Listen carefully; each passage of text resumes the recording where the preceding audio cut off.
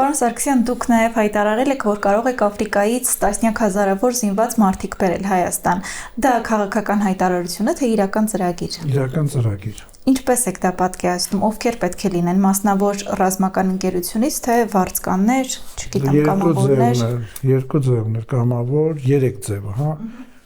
Պրոֆեսիոնալ զինվորներ։ Մենք այսօր 44-օրյա պատերազմի պատճառով ունենք 3 սերունդ չվերարտադրվելու պրոբլեմ։ Մենք մարդկային ռեսուրս չունենք։ Կան քաղաքական ուժեր, որ հիմա էլ աչք են դրել